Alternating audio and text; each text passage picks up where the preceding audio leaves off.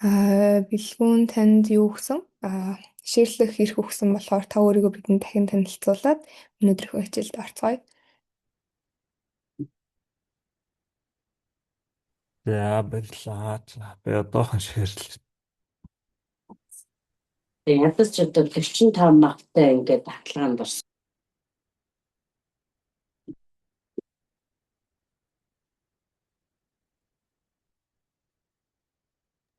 За таныг юу яаж явах хооронд бэлдэж явах хооронд нөгөө шинэ оролцогчид байж магадгүй гэж хэлээд дахин энэ хөтөлбөрийнхөө танилцуулахад үндэсний байгаль орчны залуучуудын зөвлөлтөй болох нүүбийн нийгэмлэг нь бол хамтраад Монгол улсад 8 сард 18 сарын 17-наас 28-ны хооронд зохион байгуулагдах зөвлөлтөд тэмцэх нүүбийн конвенцийн талуудын 17 дугаар баг хурал буюу UNCCD COP17 бол хугацаанд энэхүү вебинарыг бол зохион байгуулж байгаа. За тэгээд энэхүү вебинар нь болохоор 6 сарыг бол дуустал үргэлжилнэ. Тэгээд 5 зурвалын 5 болон түүнээс дээш вебинарт бол хамрагдсанаар сертификат авах боломжтой байгаа шүү. За таны скрин шеэр болж байна уу? Миний өгөх мэдээлэл бол болчлоо. Тэгээд энэхүү вебинарт оролцсноор та бүхэн маань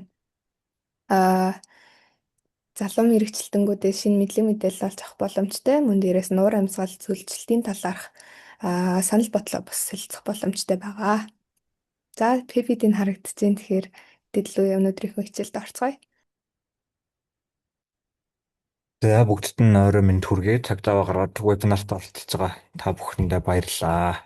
Бас баяр хүргэе. Идэвхтэй оролцож байгаад. За миний хувьд өнөөдөр байгаль орчны шударга ёсны үзэл баримтлал буюу англиар бол concept гэдэг үгийг монголоор үзэл баримтлал гэж орчуулж ийм гарчиг өгч хичээлээд авах гэж байна. За миний хувьд болохоор санхүү эдийн засгийн их сургуульд, хууль зүйн сургуульд нь багшаар ажиллаж байгаа. За экологийн эрх зүйн хичээл ордог. За захиргааны эрх зүй, олон улсын төрслийн санхүүжилт гэд ийм хичээлүүд заадаг. Би өөрөө болохоор Ноднон Жорж Вашингтон их сургуульд Energy and Environment буюу эрчим хүч ба байгаль орчны эрх зүй чиглэлээр магистра хийчээд ирсэн ийм хүн багамаа. Тэгээд энэ чиглэлийн хичээлүүдийг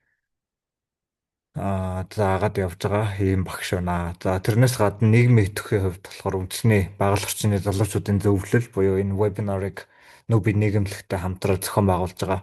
Энэ иргэний нийгмийн байгууллагын удирдах зөвлөлийн гишүүнээр нь ажиллаж байгаамаа. Тэгээд энэ хүрээнд өнөөдөр бас вебинартаа нэг удаагийн хичээлд нь бас өөрийнхөө мэддэг сурсан мэдснээ хуваалцъя гэд вебинарыг хийж байгаамаа. За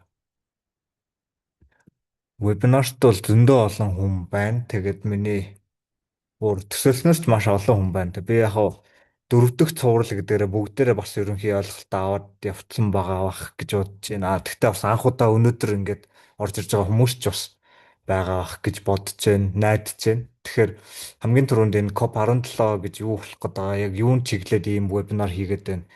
Иргэний нийгмийн байгууллагууд яагаад байна, хэвлэл мэдээлэл, төр засаг гэ бүгд ингэж идэвхжээд байна вэ гэдэг талаас жоохон яриагаа эхлэвэл сургалтын агуулгаас өмнө тэгээд эхэлчихвэл зүгээр юм болов уу гэж бодож байна. За энэ түрүүнд Rio Trio буюу Риогийн гурвал гэдэг нэг байгууллага нүүбийн байгуулсан конвент баг. Тэгэхээр энэ 1992 онд Бразилийн Рио де Жанейро хотод байгуулсан конвент байгаа. За тэгээд гурвал гэж нэрлэж байгааг учир нь болохоор гурван ширхэг конвент. Би энэ гурвангийнх нь нэрийг нь бичсэн байна. За нэгдүгürt бол United Nations Framework on Convention on Climate Change гэдэг UNFCCC гэж бас хэлдэг ийм конвент байгаа. За энэ бол уур амьсгалын өөрчлөлттэй холбоотой хамгийн том, хамгийн чухал гэж хэлэх болох конвент нэг. За тэрнтэйгээ дагалдуулаад бас хамт ямар хоёр конвент батлагдсан бай гэхээр хоёрдугаарх нь болохоор CBD гэдэг нь Convention on Biological Diversity буюу биологийн олон янз байдал гэдэг ийм конвент байна. За тэгээд гуравдугаарх нь UN Convention on Combating Desertification гэдэг нүүбийн цөлжилтөд тэмцэх конвент гэдэг нэг ийм гурван конвент баталж ирсэн юм аа. За 1992 онд тийм Монгол улс бол 1993 онд энд нь нэгдээд орж исэн ийм олон улсын гэрээ байгаа. Тэгэнгүүт энэний гол үр дүнгуудийнх нь нэг нь юу вэ гэхээр COP буюу COP гэдэг нь болохоор Conference of Parties гэдэг талуудын баг хурал гэдэг үгний товчлол байгаа. Ийм COP хурал гэж олон улсын хэмжээний хурал хийдэг. За тэгээд climate change буюу хамгийн чухал асуудал дээр бол жилдээ нэг хийдэг. Буюу 92 оноос хойш 30 удаа COP хийцэн. Одоо энэ жил 29 удаа хийцэн. Энэ жил 30 дахь нь Туркэд болох гэж байгаа. Турк улсын Анталия хотод болно. За нөгөө хоёрд нь болохоор 2 жилдээ нэг удаа цугларч энэ конвенцийн хэрэгжилт яаж яа цаашдын чиг хандлага яах вэ гэдэг юмнуудаа ярьдаг том дэлхийн хэмжээний олон улсын хурал болно. За энд бол нүүбийн бүх гишүүн улс орнууд нэгдэн орсон байдаг гэдгээр 192 гишүүнтэй ийм конвенцууд байгаа. Тэгэхээр нөгөө хоёр нь бол 2 жилд нэг удаа хийдэг. За эхнийх нь биологийн олон янз байдлах нь энэ жил Армени улсын Ереван хотод болох гэж байна. За нөгөөх нь Монгол улсын Улаанбаатар хотод болох гэж байгаа маа. Тэгэхээр ийм бас дэлхийн хэмжээний уулзалт Монгол улсад болж байгаа гэдэг энэ түүхэн боломж үүсэт байгаа бид бүхэнд. Тэгэхээр Монгол улсын бүхэл салбарт холбоотой төр засаг талаасаа, хувийн хвшил талаасаа, иргэний нийгэм талаасаа, иргэд олон нийт талаасаа гэд ийм бас ойрхон ийм том хэмжээний хурал болох боломж бол бас түүхэн боломж болж байгаа маа манайх шиг улсын хувьд. Тэгээд энэ сэдв нь яг энэ цөлжилт хөрсний дороотл бэлчээр гэд яг л Монгол улсын хамгийн гол асуудлуудын нэг байгаа учраас бид нар бас нэлээд өрсөлдөж Монгол улсын энэ копиг улсдаа зохион байгуулъя гэдэг эрхийг олж авсан байна. За тэгээд 8 сарын 10-даар болно нэг 10 хоног болно. Тэгээд албан хөтөлбөр нь бол бас 10 хоног гэж байгаа ч гэсэн тэрнтэй өмнө нь дараа нь бас янз бүрийн жижиг сажиг албан бус зөндөө олон төрлийн арга хэмжээнүүд болно. За тэрнээс бүр өмнө нь бол одоо манай энэ вебинар хийж байгаа шиг копод чиглэсэн маш олон төрлийн арга хэмжээнүүд за нийгмийн компанид ажлууд бол зөндөө явж байгаа. Тэгэхээр нэг ийм учиртай юм болох гээд байна. Тэгээд би өөрийнхөө сэдв рүү гүнзгийрээд ярихаар энэ Риотри руугаа буцаад нэг орж ирнэ. Тэгэхээр одоо өөрийнхөө хэрчиг рүү явъя гэж бодож байна. За, концепт гэж нэрлэж байгаагийн учир нь юу вэ гэдгээс эхэлсэн зүг бах. Миний хувьд вебинарын агуулгыг бол ер нь гарчийнхаа үгнүүдийг нэг нэгээр нь задлж итэл хичээлийн агуулга дуусч нөх гэж харж байна. Тэгэхээр хамгийн ихний үг буюу концепт гэж байгаа. Яг монголоор орчуулахад хамгийн сүүлд нь гарчиж байгаа үзэл баримтлал гэдэг үг байгаа. Тэгэхээр энэ энгийнээр хэлбэл гол санаа, гол утга учир нь юу юм бэ гэдэг нь байгаа. Тэгэхээр концепт гэхээр өөр утгаар бас явдаг. Монгол улс дээр өөр утгаар нь хэрэглэе гэвэл орчуулгын хувьд арай өөрөөр бас ойлголт ч гэж орчуулж болохоор тийм үг байна. Тэгэхээр одоо үжил баримтлал гэдгийг яг ямар тохиолдолд илүү хэрэгэлдэг вэ гэхээр хуулийн салбарт илүү үжил баримтлал гэдэг үгээр явдаг. Тэгэхээр жишээлбэл хуулийн төслийн үжил баримтлал гэдэг үг нэр томьёогоор бол аль биесээр хэрэгжилж байгаа. Тэгэхээр жишээлбэл одоо гадаадын хөрөнгө оруулалтын тухай хуулийн төсөл гэдэг ч юм. Тэгвэл тэр хуулийн төслийн үжил баримтлал нь юу юм бэ гэхээр за яг хөө хэлбэрийн хувьд ингээд заасан ийм юм байх ёстой гэд хэлбэрийн хувьд бол хуулинд заасан шаардлага байдаг. Тэгээд үндсэндээ юу вэ гэхээр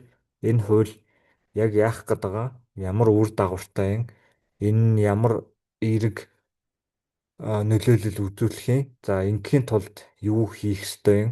За хуулийн агуулга нь бүтцэн нь өөрөө үндсэндээ ямар шиг байх юм бэ гэдэг ийм үг байна. Тэгэхээр миний хувьд бол энэ justice буюу шударга ёс гэж байгааг бас яг ингэж утгачлаад задлаад нэг үзчихэд бас айгүй сонирхолтой санагдсан. Тэгээд ингээд явал зүгээр ингээд нэг юм шударга ёс, шударга байх хэвээр, зөв байх хэвээр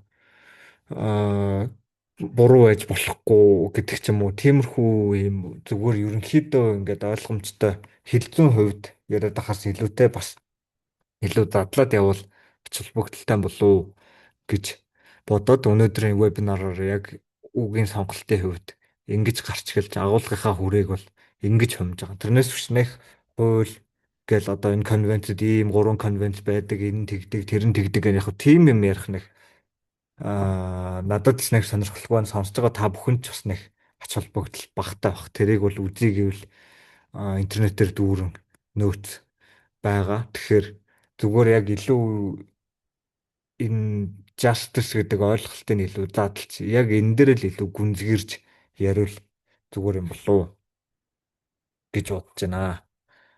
За тэгээд justice гэж юу вэ гэхээр шударга ёс гэж шууд орчуулж байгаа. За шударга ёс гэхээр хүн болгоно өөр өөрийн төсөөл байгаа ах янз бүрээр ойлгож байгаа ах. Тэгээд зөв буруу шударга ёс гэхээр тэгш эрх гэдэг ч юм уу. Тиймэрхүү ойлголтууд байгаа. Тэгш байдал, тэгш ирэх гэх. Англиар ч гэсэн энэ үгнүүд нь бүгдээрээ ойролцоо утгатай үгнүүд болж гарч ирдэг. Justice гэдэгтэй адилхан equity, equality гэдэг ингээ нэг адилхан чимшиг, өөр чимшиг ийм нэр томьёонууд ойлголтууд байгаа. За яг миний энэ сэдв дээр ярих гээд байгаа justice гэж юу хэлээд байна вэ гэхээр аа анх Америкт бол 1960, 70, 80-ад онд үүссэн ийм ойлголт байна. Тэгээд энэ юунаас болж үүссэн ойлголт вэ гэхээр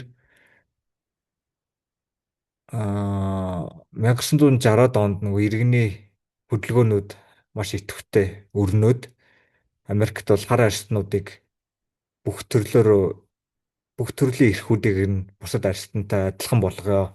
Цагаан хар гэж ялахгүйгээр бүгдээрээ нэг эрхтэй болёо гэдэг тийм хөдөлгөөн өрнүүлээд тэгээд тэгш эрх олж авсан.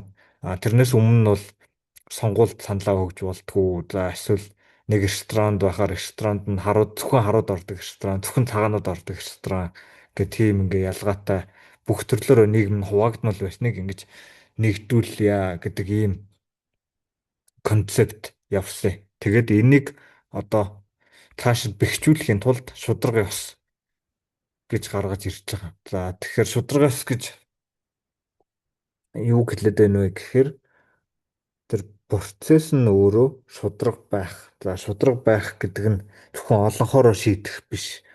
Цөөнхийн дуу хоолойг сонсох гэдэг дээр илүү төвлөрөөд. За тэгээд үндсэн 3 төрлийн justice гэж бол гаргаж ирсэн байгаа онлын хувьд. Энэс өшөө олон төрөл байгаа. Гэхдээ хамгийн гол 3 нь distributive, procedural, recognition гэж. Тэгэхээр distributive гэдэг нь хуваарлалтын шударга ёс. За тэгэхээр ямар нэгэн шийдвэр гарлаа. За тэр шийдвэрийн төлөөс нь юу юм бэ? Үр ашиг нь юу юм бэ гэдэг дээр голчилж анхаарж байгаа. Тим төрлийн justice-ыг хэлж байгаа гэсэн үг. Тэгэхээр нийгмийн одоо нэг 20% нь өгтлээ ажиллаад хөдөлмөрлөөл, нийгмийн даатгал төлөөл, татвар төлөөл, хамаг маа улсад өгөөл байдаг. Тэгэнгүүтээ яг тэрний үр ашгийг хүртэх болсон чинь тэр 20% нь хангалттай сайн хүртэж чадахгүй. Тэгсэн мөртлөө нөгөө 80% нь илүү хүртдэг гэдэг ч юм уу те. 5 хүн байж л нэг хүнийг нь өгтлээ ажилуулаад тэрнийх нь олж ирсэн мөнгийг нөгөө 4 хүнд нь хуваагаад өгчихөөр энэ шударга уугүй юу? Хуваарлалтын хувьд энэ ямар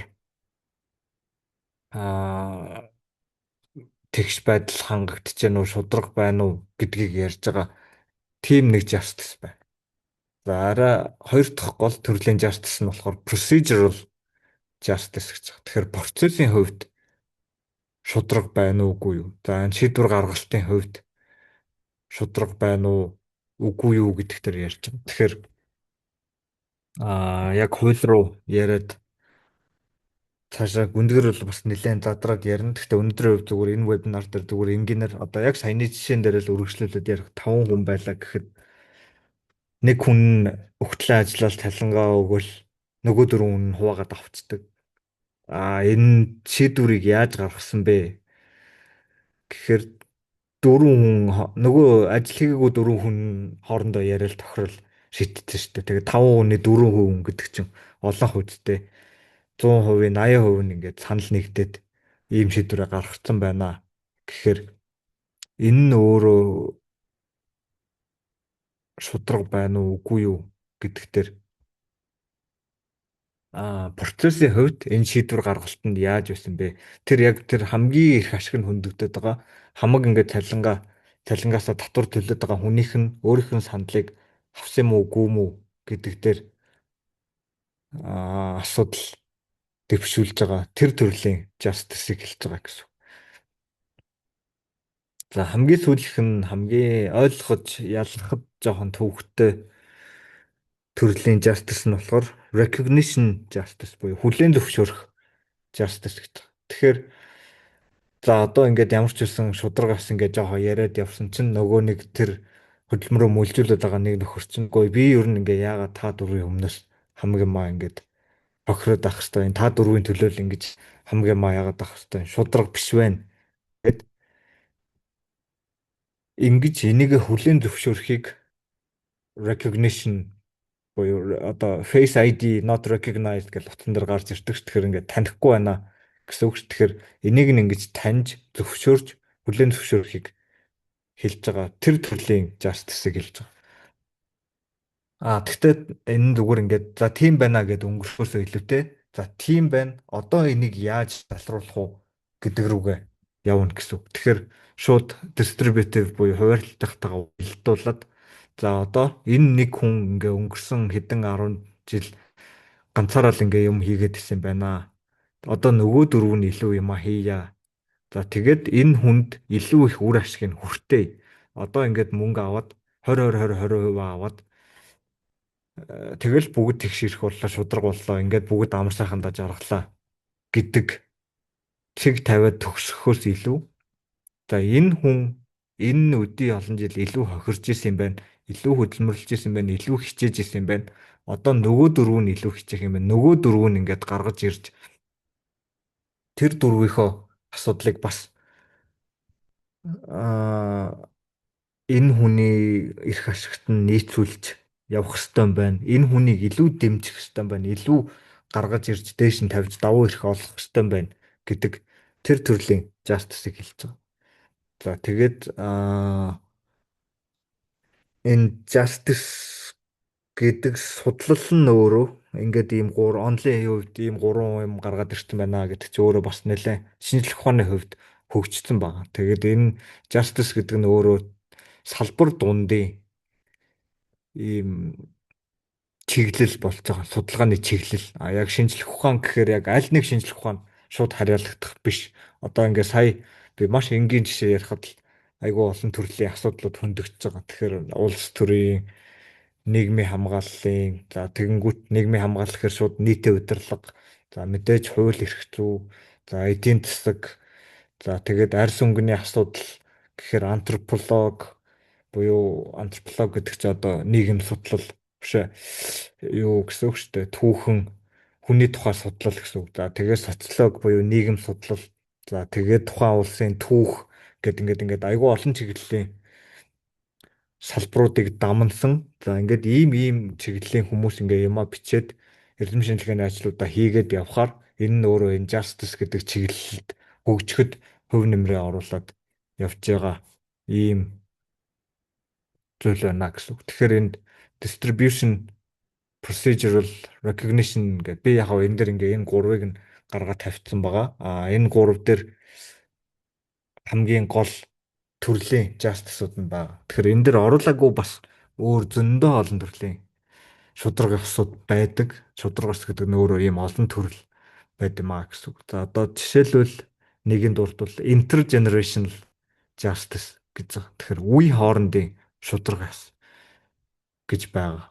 За би яг слайдн дээр оруулаагүй. Яг энэ тэрийг яриул бас дэндүү өндөрөд явчих واخ гэж үзсэн. Слайд нь гүхгүй байгаа шүү. Тийм слайдаа солиогүй байна. Одоо л яг солих гэж байна. Тэгэхээр intergenerational justice гэхээр үе хоорондын шударгаас болоо явчихсан. За энэ хамгийн байгаль орчны шударгаас гэдэгтэй холбоотой ийм ойлголт болоод ирж байгаа. Тэгэхээр үе хоорондын шударгаас гэхээр яаж яах вэ гэхээр за Монгол улсын жишээгээр аваад үзэхэд улсын их хурл гэдэг байгууллага бол төрийн эрх барих дээд байгууллагатай. За ард түмнээсээ бүгднгээс сонгогдож байна.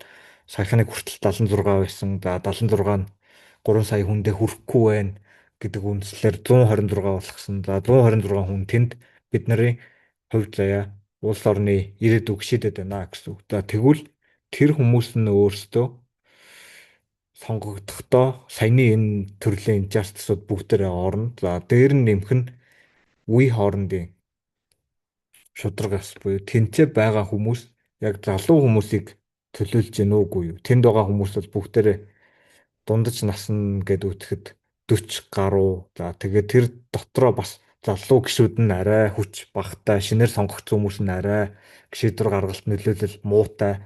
Олон сонгогдсон хөгшин хуучин хүмүүс нь илүү хүчтэй. За тэгээд яагаад ингэж бүрдээд байна гэхээр угаасаа хүн ам талаасаа сонгуул өгдөг нь өөрөө тэр хүмүүсийн насыг нь аваад үтгэхээр хүн амдууд талаасаа тэтгэврийн насныхан хамгийн их төвтэй сонгуульд оролцдог. За тэгээд тэр хүмүүсийн байгуулсан төр ингээд бусад хүмүүсээ удирдах байна гэд. За тэгэнгүүт энэ байгаль орчин шударга ёстой яаж холбогдож гинү гэхээр за яг гоо ингээд шийдвэрүүд тэгэл гаргаал явж ижлаа тэтгэвэр нэмнэ гээл за цалин нэмэхгүй мөртлөө тэтгэвэр нэмнэ за татвар бууруулахгүй мөртлөө халамж өсгөрнө гээл ингээл эдийн засгийн асуудлууд нь нийгэм эдийн засаг талаасаа бүгд ингээд тэтгэврийн хүмүүст илүү чиглэдэг ч юм уу те бодлого нь за тэгснээр ингээд оюутнууд нь залуучуудад чиглэсэн тийм бодлого илүү бага гингүүт за яг энэ төр зүрийн асуудал тэгээ ингээд хүн ам зүйн хөвсөж өөрчлөгдөн угаасаа ингээ хөгшөө хүмүүс угаасаа л байна залуу хүмүүс угаасаа л байна тэгээд энэ харьцаа нь ингээл янз бүр болоод явж гин цаг үеэрээ дагаад явна өөрчлөгдөд явна гэд аваад үзэхлээр энэ дээр environmental justice гэдэг нь яаж холбогдож байна вэ гэхэд байгаль орчин гэдэг бол бас нэг үеийн маш их хэмжээний хохирол учруулчих тийм эрсдэлтэй байгаа. Тэгэнгүүт үе хоорондын гэж байгаа нь одоо дараагийн үе гэдэг нь зөвхөн залуу хүмүүс гэж хэлэхгүйгээр одоо ирээдүйн дараагийн бүр цаашдын одоо төрөөгүй байгаа хүмүүсийн үе гэж бас байгаа. Тэгэхээр тэр хүмүүсийг бас бодолцож шийдвэрүүдээ гаргаж явах хэрэгтэй маа гэдэг нь өөрөө intergenerational justice гэж байгаа. Тэгэхээр улс орнуудад яг ийм бодлого байхгүй гэж хэлвэл худлаа ярьсан болно л доо. Тодорхой хэмжээнд байгаа. Одоо жишээ нь Монгол улсын үндсэн хуулинд ч гэсэн заасан байна. Монгол улсын үндсэн хуулийн 6-гийн 2-т бол за иргэний өмчлүүлснээс бусад газар эвлий, түүний баялаг, ой, ус, нөөц, ан амьтан төрийн нийтийн өмч мөө. За тэгээ байгалийн баялагийг ашиглах төрийн бодлого бол урт хугацааны хөгжлийн бодлого тулгуурлаж одоо ба ирээдүйн үеийн иргэн бүрд эрүүл аюулгүй орчинд амьдрах эрхийг нь баталгаажуулах гэд юу ч үүдэг л ямар ч гэсэн ингээд одоо ба ирээдүйн үе гэдэг тэнцвэрийг хадгалнаа гэсэн ийм агуулга бол Монгол улсын үндсэн хуулинд ч байгаа, за хуулиудад ч байгаа, бодлогуудад ч байгаа. Яг практик дээр хэрэгжихээр харин яаж вэ нвэ гэдэг нь асуудалтай байна. Тэгэхээр environmental justice гэдэг үгээр байгаль орчны шударга ёс гэдэг нь энэтэй бас хамгийн түрүүнд уялдаж байгаа. Хамгийн гол уялдаж байгаа justice нь энэ байгаа. Бид нар цаашдын ирээдүйн үедээ ямар дэлхийг үлдээгээд байна вэ гэдэг. За одоо байгаа хүүхдүүдийг бүр өнгөрөе те. За одоо байгаа хүүхдүүд том болоод өөрсдөө сонгуулаа өгөөд өөрсдөө төрөө байгуулад яваад өөрсдөө дэвшээд өөрсдөө ингээд өөрчлөлтөө явуул гэд хаялаа гэхэд одоо төрөөгүй байгаа хүмүүсийн эрх ашиг гэж бас байна. Цаашдын тэр хүмүүст энэ Монгол улсын иргэдэл болж төрөх учраас тэд нарыг бас сайхан амьдруулахын тулд байгалийн баялагийг одоо ингээ бүгдийг цөлмөөд одоо хамаг гол тосоо бохирдуулаад одоо хамаг байгаль орчноос үүдгээд явж болохгүй гэдэг санаа явж байгаа. Тэгэхээр intergenerational justice гэдэгтээ бол ингэж уялдаж байгаа. За яг дангаараа environmental justice нь өөрөө ямар хөдөлгөөн бэ гэхээр одоо яг тэр талаас нь илүү ярив. Тэгэхээр сая би төрөөгүй байгаа ирээдүйн үеийн талаар гэж ярьж байгаа шүү дээ. Тэгэхээр энэ чиглэл дээр Уучлаарай би мьют хийцлээ. Санамсаргүй талаар. Өөрөө мьют хэлэх гэж байна.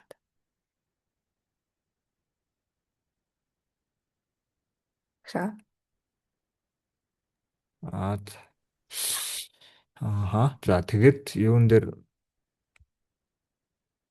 ирээдүйн үе гэж бас байна. За одоо төрөөгүй байгаа хүмүүс гэж байна. Тэдний эрх ашиг гэж байна гэж яриад байгаа ш. Тэгэхээр энэ цаад санаа нь шудраг ёс гэдгийн санаа нь хин чанга дуурсан биш. Одоохондоо олонх цөөнх гэдгээр ардчилсан зарчим гэхээр яг олонхон цөөнхөө дийлээд явна гэдэг ингийн логик байгаа ч гэсэн олонхороо бүх юма шийдээд цөөнхөө дарангуулахыг бас хэлэхгүй. Тэгэж олонхын дарангуул тогтоохыг хэлэхгүй. Цөөнх нь дуур султай ч гэдэг юм уу, дуурхаа мэдгүй ч гэдэг юм уу, дуурыг гэсэн ч яг юу гэж ярихаа сайн мэдгүй ч гэдэг юм уу. Тийм байхыг үүсэхгүй. Тэгэхээр тэр хүмүүсийн зүгээр санаа бодлын сонсох биш эрх ашигыг нь бодолцсон. Тэгээд яг санаа бодлыг нь сонсоход ямар үр дагавартай байна уу? Ямар эрх ашигыг нь хөндөж гэнэ үү гэдгийг нь өөртөд нь сайн ойлгуулах гэдэг санаа явж байгаа. Тэгээд цөөнх гэдэг дээр угаасаа олонх цөөнхийн хувьд ийм. За тэгээд төрөөг байгаа хүмүүс гэхээр бүр дуу хоолойгүй хүмүүс болчихж байгаа гэсэн. Угаасаа байхгүй хүмүүс чи яаж юугаа мэдэж өөрийнхөө эрх ашигыг хамгаалах вэ?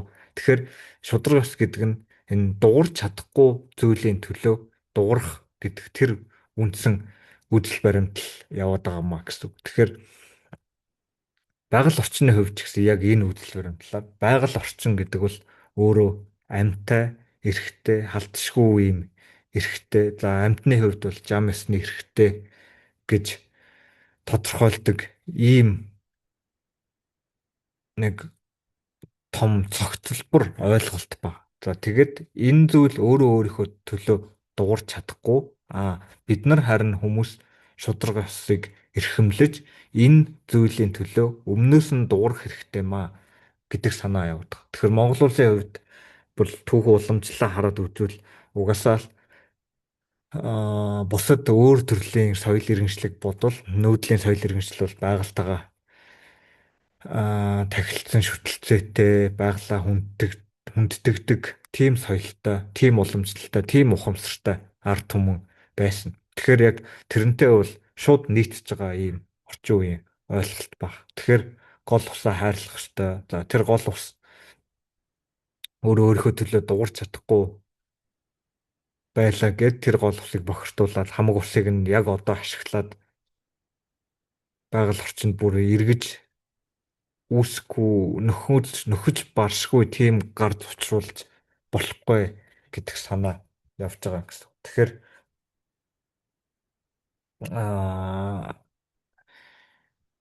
environmental justice гэхээр яг үндсэн justice-тайгаа адилхан тийм ойлголт нь явж байгаа гэсэн. Тэгэхээр байгаль орчин гэдэг дээр маш том ийм объект болчихж байгаа. Энэ дээр дэлхийн одоо би энэ слайдн дээр бол дэлхийн бөмбөрцгийн зургийг харуулсан байгаа. Энэ ч л ерөөсөө байгаль орчин буюу хүрээлэн буй орчин гэж хэлж байгаа энэ environment гэдэг байгаа зүйл шүү дээ. Тэгэхээр энэ дээрээс хүн төрөлхтөн бол юмыг нь авч ашиглаж таарна. Одоо өлсөж өгөхгүй тулд, цангаж өгөхгүй тулд, шатаж өгөхгүй тулд, хөлдөж өгөхгүй тулд байгалийнхаа нөөцийг бол ашиглана. Тэгэж ашиглахдаа зохистой хэрэглэе.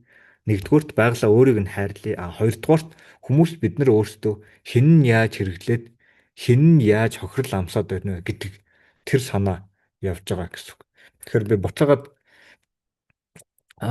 justice гэдэг слайд руугаа оруулчихъя.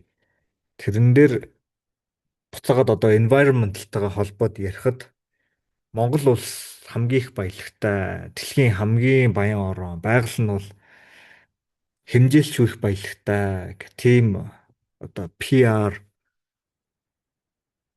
санаатай санамсаргүй явдаг. За Монгол улсын иргэд ч өөрсдөө угаасаа тийм хэвшмэл ойлголттой байдаг. Гэтэл тэрний үр ашигыг хэн хүртээд байна? Нэг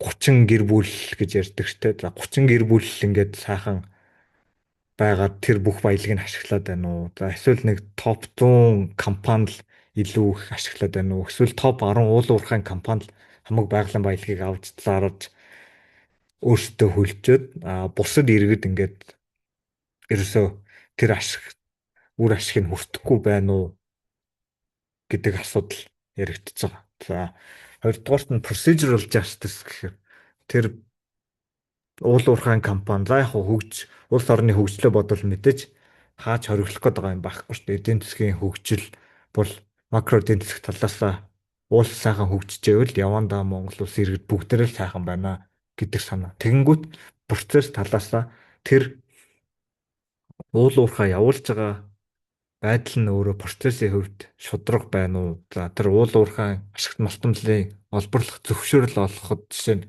орон нутгийн иргэд оролцож гэнэ үү? Үгүй юу гэдэг уул уурхайн жишээг үргэлжлүүлээд ярихад процессын хувьд жижиг сажиг деталууд нь ингээд шудраг байж чадж гэнэ үгүй юу? Тэгэхээр за иргэдийнх санаа бодлыг сонсох хэрэгтэй гэж за хилцүүлэг хий, форум хий гэж хилцүүлэг ууг нь хийгээлээдэг. Гэтэл иргэд дандаа ингээ өнгөрсөн хойно мэддэг. Өө аль 3-7 хоногийн өмнө хилцүүлэг хийцэн байсан байж тээ гэдэг ч юм уу. Тэрийгээ сайн сурталчлахгүй тэр хүн тэндээ ингээ нэг хилцүүлсэн болоод өнгөрдөг, хэлбэрийн шаардлага хангаад өнгөрдөг байдал нь шудраг ёсонд нийцсэн үгүй юу.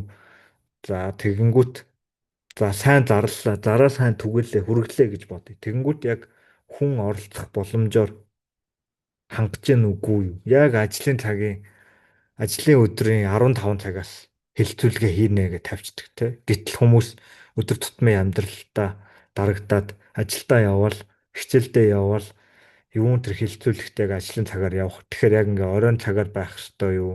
Амралтын өдрөөр байх ёстой юу? Гэдэг ийм зүйлүүдийг бодолцож байгаа. Тэгэхээр уул уурхайн жишээн дээр аваад үзэхэд за аль нэг аймгийн аль нэг уулын ойролцоо уул уурхайн ашиглалт явуулъя. За ашиглалтын лиценз олгоё. За энэ лиценз олох хэсгээр сонсох ажиллагаа хийх хэрэгтэй. Иргэдээ сонсох хэрэгтэй. За энэ ингээд яаж ийж ийн гэдэг юм анхаарал хандуулнаа. Тэгэнгүүтээ уул уурхайн яам жишээлбэл Улаанбаатар хотод хилцүүлгээ хийчихвэл яах вэ? За энд би зүгээр жишээ болгож зохиож ярьж байгаа шүү. Энэ жихнээсээ ийм юм болоогүй. Зүгээр л жишээ болгож хэлэхэд Улаанбаатар хотод за Сүхбаатар дүүргийн Тэнцээ гэдэг ч юм уу. За эсвэл Чингэлтэй дүүрэгт уул уурхай яамны байран дээр гэдэг ч юм уу. Хилцүүлгээ хийнэ. Гэтэл энэ хилцүүлгээ хийгээд Улаанбаатарт хот байгаа хотын хүмүүс оролцлоо гэд тэр яг тэр аймгийн хүмүүс нь өөрсдийнх нь ашиг нь хамгийн хөндөгдөд өөрсдийнх нь одоо ууж байгаа ус бохирдох гэдэг ч юм уу. Идж байгаа малынх нь идж байгаа өвс тэжээлэнд ямар нэгэн байдлаар сөрөг нөлөө үзүүлэх гэж байгаа ч гэдэг юм уу. Тийм асуудлууд нь тэнцэнэ хамгийн их хөндөгдөд ахад тэнд нь очиж хилцүүлэг хийхгүй Улаанбаатар хотод хилцүүлэг хийснэ. За ингээ хилцүүлчлээ иргэд дэмжиж гин гэд явцдаг. Тэгэхээр тийм байдлаар бас асуудалтай. Энэ бүх асуудлууд бол procedural буюу процессын хувьд шударгаас хангах шаардлагатай байдаг талаар энэ ангиллалт нь орж байгаа гэсэн. За сүүлийнх нь бол одоо энэ нүуний дэлгэцэн солигдохгүй байгаа нь зөв билүү үгүй юу гэдгийг тодорхойлтаад. Тийм. Зөв. Угаасаа 4-5 слайд л байна. Нөгөө ихний нүүрнийхэн слайд дээр байгаа хэвээрээ. Тийм. Цэнхэр юм байгаа зү тэ. Бөмбөрцөгтэй слайд дээр байгаа. Бөмбөрцөгтэй дээр байна уу? Тий. Би яг юу руу н оруулсан. Одоо яаж вэ? Солигдог байна. Нөгөө бөмбөрцөгтэй гарчигтай слайдн дээр хэвээр байна. За би угсаа юу руу гол.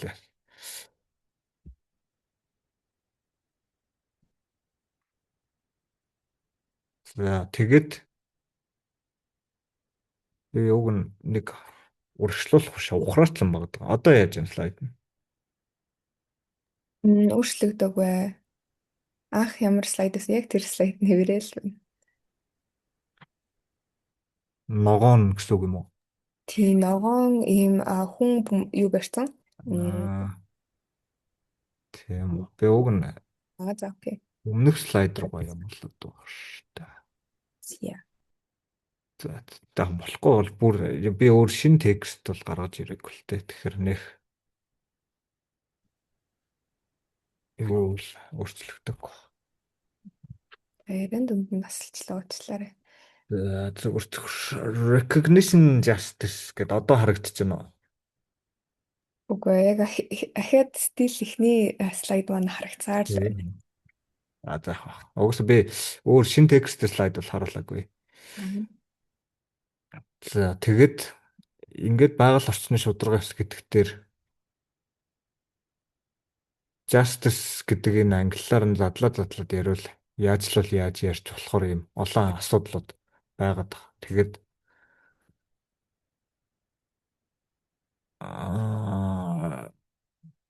гурав дахь англи буюу хамгийн сүүлийн recognition justice гэх төрөний слайдн дээр ярьсан дээр болохоор Монгол улсад бол бас ч гэж харьцангуй ийм асуудал бол гайгүй байгаад байна. Монгол улс тийм нийгмийн айхтар хуваагдал байхгүй, арьс өнгөний аль нэг нь хэн нэгнийгээ боолчилж ирсэн, цагаанууд нь харуудыгаа боолчилж ирсэн ч юм уу, арьс өнгөний, гендрийн янз бүрийн асуудал байхгүй учраас яг өнгөрсөн юмаа эргэж харах тийм асуудал харьцангуй бага. Тэр тал дээр бол одоо нүгэл бага үйлдсэн тийм уул. Гэхдээ цаашдаа бол байнга бодолцож байх шаардлагатай. Одоо гендер дээр жишээлбэл Монгол улсад бол харьцангуй бас эмэгтэй хүний эрхийг хангаж идэг хангаж байсан тэр тал дээр бол тэгш эрхтэй байдаг эхийн эрхт ёс яг эр хүн өрхийн тэргүүн гэж байгаа ч гэсэн эмэгтэй хүн ч гэсэн маш чухал үүрэг ролтой оролцдог team соёлтой улс байна. Тэгэхээр энийг цаашдаа ч гэсэн хөгжүүлэхэд gender justice гэдээ явахаар ингээд justice-ыг бол айгүй олон төрлөөр нь явж болдог. За тэрний нэг нь бидний өнөөдөр энэ яриад байгаа environmental justice байна.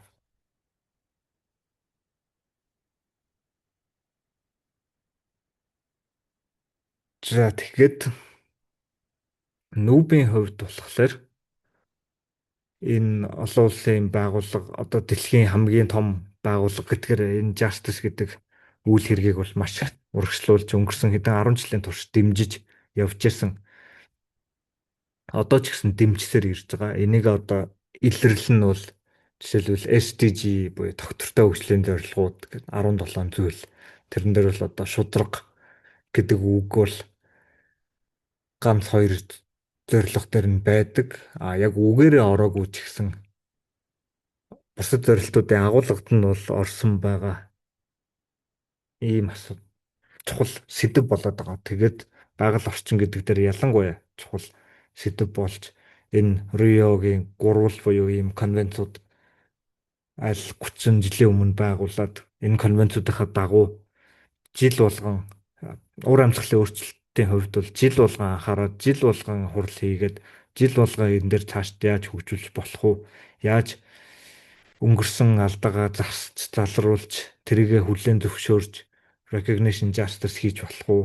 Цаашдаа procedural justice дээр яаж ажиллаж процессын хувьд улам шударга байлгах уу гэдэг чиглэлүүд нь гаргаж ирж ярьдаг гэсэн үг. За тэгээд нөгөө хоёр асуудал дээр нь болохоор 2 жилдээ нэг удаа гэсэн биологи олон янз байдал за цөлжилттэй тэмцэх тухай гэдэг асуудлууд дээр нь бол 2 жилдээ нэг удаа байн эргэж харж хурлууд хийж COP хийж одоо ингээд COP 17 хийх гэж байгаа гэсэн үг. Тэгэхээр энэ сэдвүүдийн онцлог нь яг байгаль орчин гэж ярихаар зөндөө л олон төрлийн асуудлууд байгаа. Зөндөө л олон зүйлийг багтааж байгаа. Хүрээлэн буй орчин гэхээр бүр олон болоод ирж байгаа. Тэгэхээр ой мод ашигт малтмал за газар доорх ашигт малтмал ингээд ан амтан ургамал бүх юм орно. Энэ гурван сэдв юугаараа ингэж онцлж конвенц болсон бэ гэхээр дэлхийд даяар энэ дээр нэгдсэн байдлаар анхаарч ажиллах шаардлагатай байна. Нэгдсэн байдлаар арга хэмжээ авах хэрэгтэй байна гэж.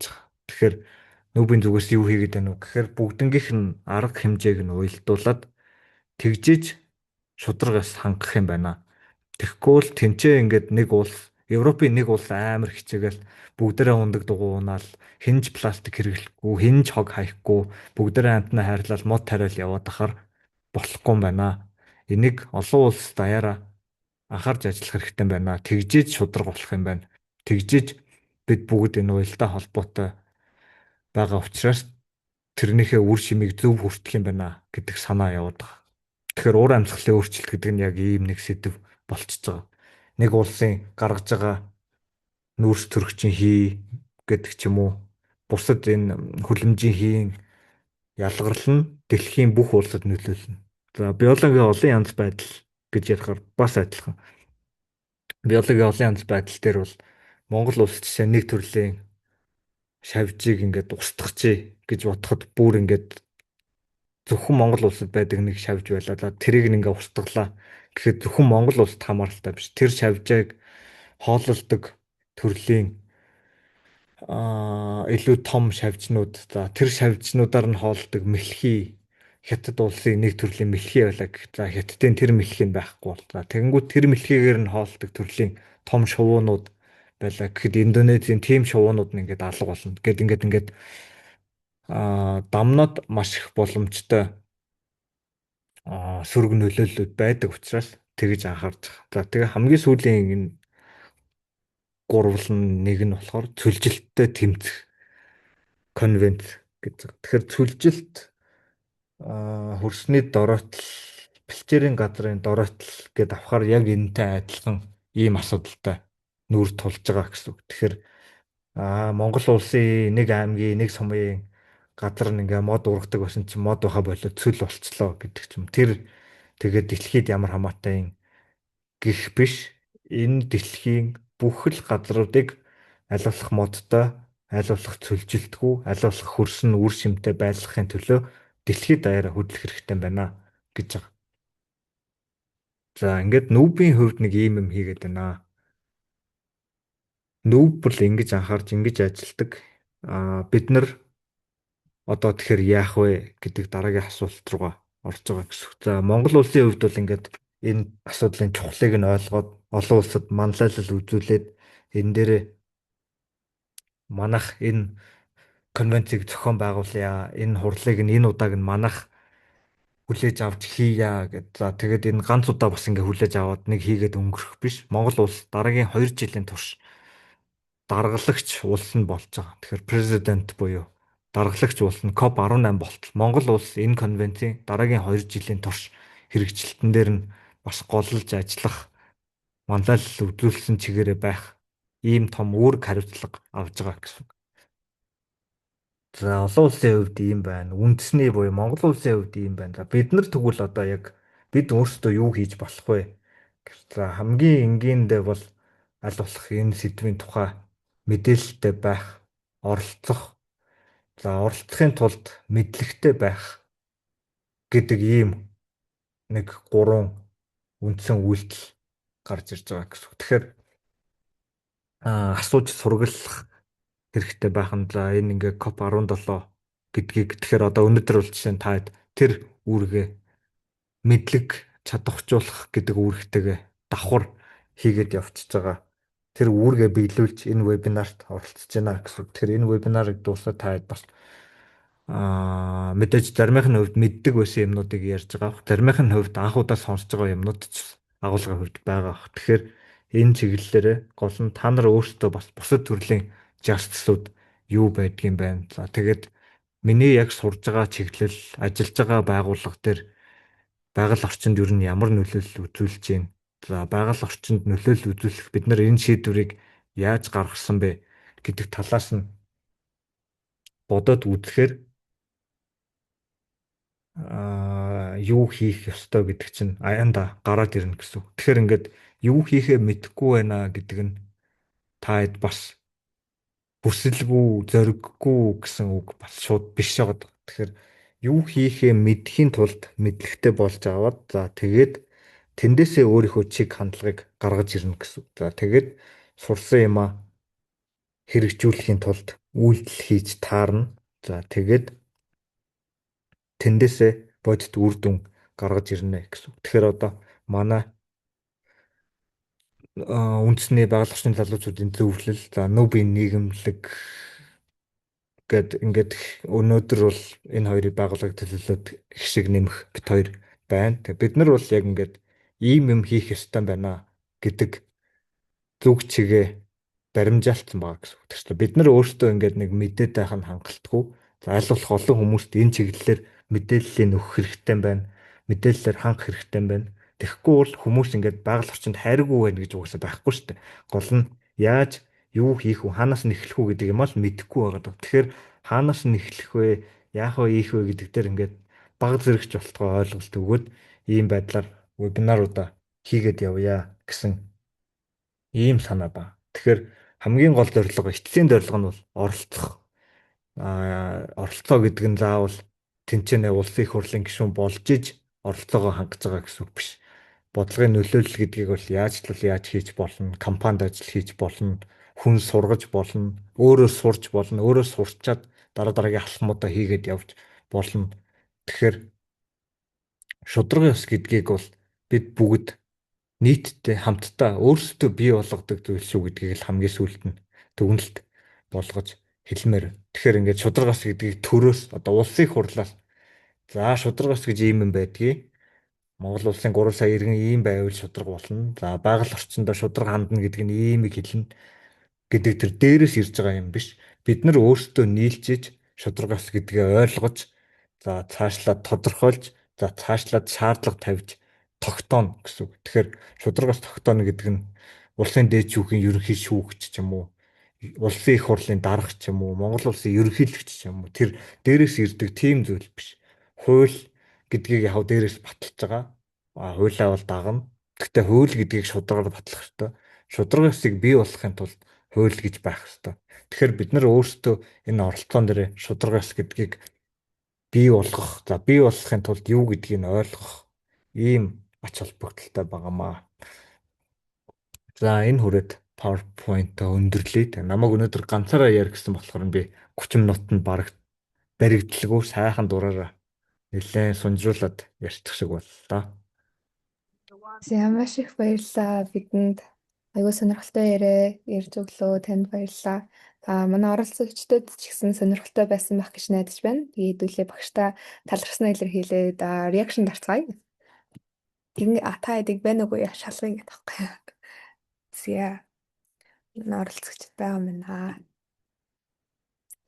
За тэгээд хэдүүлээ асуултууд байвал гараа өргөд асууя.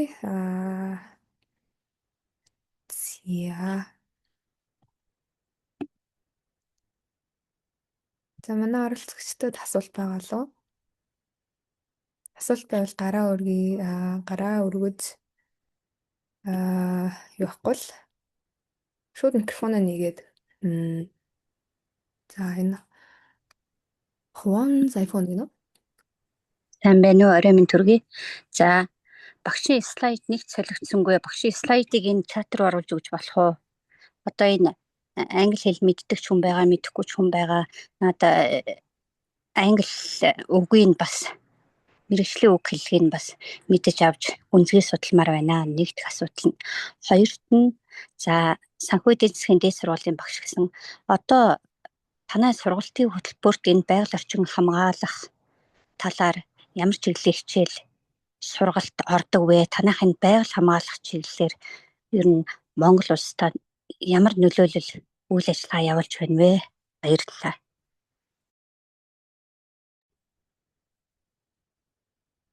Асуулт асуусан баярлалаа. Слайда явуулаад өгч болно.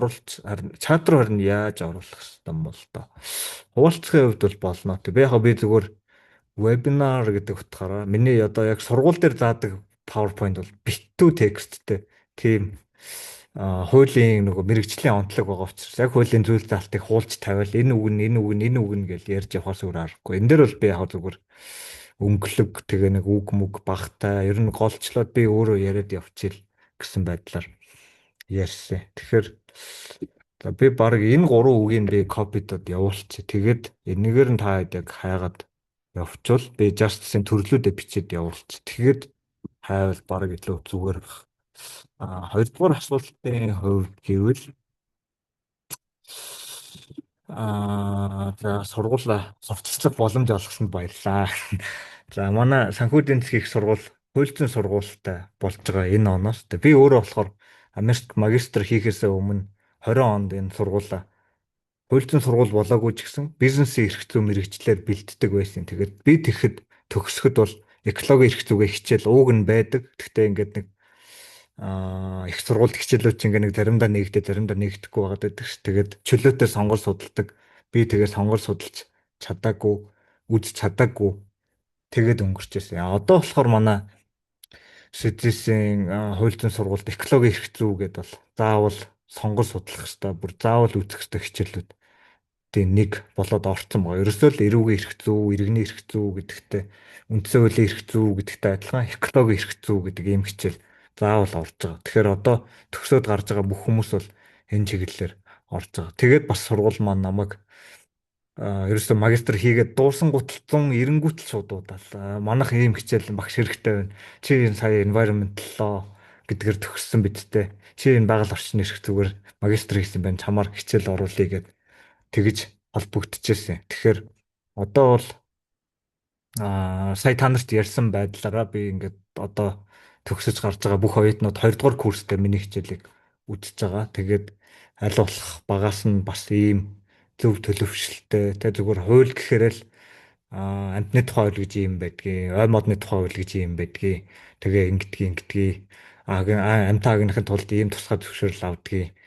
Ингээд буруу үед нь буруу модоо таарчвал ингэж торгуулдгийг гэдэг ч юм уу нэг тийм уйтгартай байдлаар биш аль болох ингээд тэр юмны гүн рүү нь орж justice буюу энэ хамгаалах ёстой, шударга байх ёстой гэдэг агуулга руугаа оруулах байдлаар хичээлийн хөтөлбөрөө ингээд өөрчлөөд шинчлээд явж байгаа. Тэгэхээр экологи эрх зүй гэж бол хичээл ордог.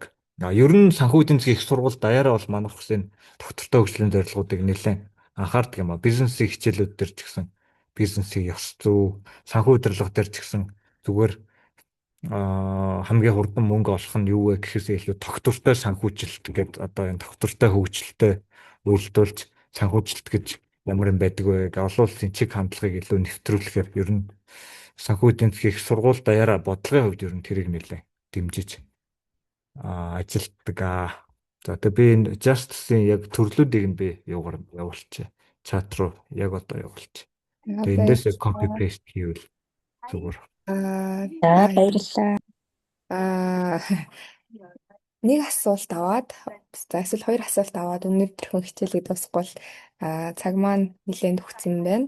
Тэгэхээр нэмэлт асуулттай оролцогчд байгаа лу. Нэмэлт асуултаа бодож байх хооронд нь би чатаар юу ачи өнөөдрийн эрс бүртгэх линкийг явуулжээ. Тэгэхээр за марламаагаар өргөсөн байна. Сонирхолтой сэдвээр хичээл орсон багштай баярлалаа. Тэгээд миний зөв асуулт болохоор багш нөгөө нэг Монголд climate justice-ийг хэрэгжүүлэхэд заримдаа ингээд процессорын талдаа гардаг тухай ярьсан. Зөв хүмүүсийг завгүй амьдралынхаа хэм маяг донд ингээд яг ажлууд яадаг юм уу.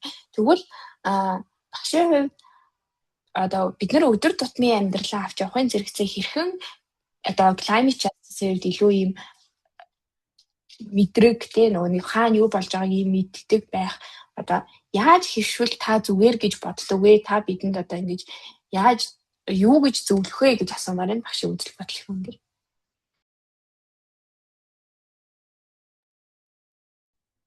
Тэгэхээр эхний ээлжинд бол мэдээлэлээ шаарддаг л байх ёстой гэсэн. Одоо сая туулгал дээр бол маш том сургамж гэх юм уу жишээ кейс гараад ирлээ шүү дээ. Энэ дээр бол мэдээлэлээ хуваалцахгүй за туулгал дээр бол бас хардлага сэрлэг зөндөө дагуулсан. Миний хувьд ч гэсэн бүр нэлээд харддаг талын хувийн байр суурь бол байгаа. Тэрэн дээр бол тийм сөрөг дайралтууд шүүмжлүүдээр нь бол би бол хувьдаа санал нийлж байгаа. Гэхдээ заавал туулгын жишээн дээр гитдэггүй. Ер нь ингээд ямар нэгэн том төсөл дээр ярихад жишээлбэл оюу толгой гэхээр ингээл нэг талд нь оюу толгой явж ижил Монгол улс хөгжин гэсэн ингээд хүн амын 3.1 байгаад байдаг те. Оюу толгой л Монгол улсыг аварж гин сэргээ мандуулж гин гэдэг. Нөгөө талд нь бас нэг 3.1 нь оюу толгой л өстой хамаг Монголын баялагийг сорж аваад байна. Миний Монголын баялагийг бүгдийг нь аваад байна. Завшаад байна гэдэг. Дунд нь нэг нөгөө 3.1 нь ингээ энэ хоёрын адны блог нэг гайхаад хоёр тишээ харсан байдалтай. Тэгэхээр энэ ойлголтын зөрүүг үгүй хийх юм нэр бүгдээрээ яг ингээ нэг тексттэй уншаад нэг ойлголттой болоод явбал энэ хэл зааг аяанда уусаад байхгүй байх л гэж би боддгийн. Тэгэхээр бүгдээрээ ингээ мэдээлэлтэй байвал за тэгээ мэдээлэлтэй байхыг эрмэлзээд мэдээлэлээ нэхэж шаардаад Аа шаардах гэдэг нь гэхдээ би бас зүгээр Facebook дээр комент бичээд хэрүүл хийгээд ахыг хэлээгүй шүү. Зүгээр яг ингээд илүү идэвхтэй ирж хайх. Жишээ нь яг төрийн байгууллагын сайтууд нь царай муутай л болохоос захин муудсан дээр нэг үе бодвол зөндөө юм оруулдаг болцсон. Тэгээ тэрийг ингээд хүмүүс сайн хардггүй. Нөхдүүд яг хардггүйг нь далимдуулаад заримдаа олонд хүргэмэрэг байгаа юм ингээд хуваалцдаггүй. Тэгээ Facebook дээр оруулахгүй. Зөвхөн вебсайтн дээр оруулцдаг. Яг рекламдмаар байгаа юм а Facebook дээр амар оруулснаа нөгөө чухал сөрөг нөлөөлөл үзүүлэх гээд байгаа юмнуудыг ингээд зөвхөн сайтн дээр оруулцдаг ч юм. Тиймэрхүү бас муу санаатай аргууд бол байна. Тэгээд тэрийг даван туулахын тулд бид нар өөрсдөө илүү идэвхтэй мэдээлэл авч ирж хайдаг байх л шаардлагатай гэсэн үг. Тэгэхээр хамгийн энгийн нь бол мэдээлэлээ шаарддаг байх, хайдаг байх, за тэгээд авдаг байх гэж л хэлэхээр байна да. Тэгжиж шаардчиж нөгөө хүмүүс чинь энэ ч бас ингэж болохгүй юм байна шүү те. Одоо яг ажлын цагаар ажлын өдөр 10 цагаас 10-аас 12 цагийн хооронд ганц удаа хилцүүлэг хийгээд ийм том том шийдвэр гаргаж болохгүй юм байна шүү гэдэг ойлголтыг нь тэрийг нь мэдрүүлэх л хэрэгтэй гэсэн үг. За ойлголоо. Баярлалаа. За тэгээд та бүхэн бүгдээрээ гэртийн форумсаа бүгсэн гэж найдаж байна. Бөглөөгөө байх юм бол бөглөөрөө тэгээд хэдүүлээ камера нэх боломжтой бол өнөөдрийнхөө гэрцийг аваад нэмэлт асуулт байна уу? Булган чимэг Нэг гараа хүн гараа өргөд байна да чатан дээр. байх шиг байна. Чатаар өргөд авах шиг. Тэгээд булган чимэг маань микрофоноо бид эдийг нөгөө нэг нээж байх оронд нь асуулт асуугаарай.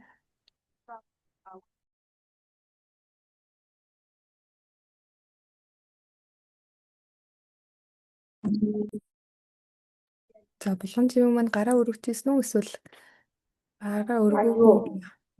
Яг өмнөх юутай адилхан юу кейк хийцээ болох юм. Тийхэн. Хичэглэн энэ асуулт асуух гэж байгаа юу эсвэл микрофон санамсаргүй байдлаар нэгдсэн үү? Сонсоогүй юу? Асуултыг сонссонгүй шүү. Өмнөх юутай адилхан бүртгэлийн линк юм. Бүртгэлийн линк нь болохгүй. Камерын дээр байгаа юу? Линкийг дахиад явуулчих. Линк нь болж ирсэн шүү. За бүртгэлийн линкийг би комент хэсгээр дахиад явуулчих. Ихтэл болгоны төгсгөлд болохоор хэрэгцээ бүртгэж чадна. Өөр камера нэх боломжтой юм байхгүй юу? Тэгэл зүйл зургаад одоо дарыг да тий. За бүгдээрээ энийгээрээ 1 2 3. За дахиад дадлаа. Замбацгаараа яа өнөөдрийнхөө хичээлд орж ирсэн та бүхэндээ бүгдд нь баярлалаа. Маш сонирхолтой ихтгэл орсон. Итгэгч бэлгүүндээ бас баярлалаа. Тэгээд өмнөх 2 хичээл манай Юни Монголиа YouTube хуудсан дээр тавигдсан болохоор хэрвээ тэр ихтгэл сууж амжаагүй байх юм бол YouTube-аар бас сонсох боломжтой байгаа шүү. Өнөөдрийн хичээлийг ч гэсэн YouTube дээр бол байршуулахаар байгаа. За тэгээд бүгдээрээ сайхан амраарай. Дараа 7 хоногийн 7:30-аас дахин уулзцаая. За бүгдээрээ сайхан амраарай. За баярлалаа.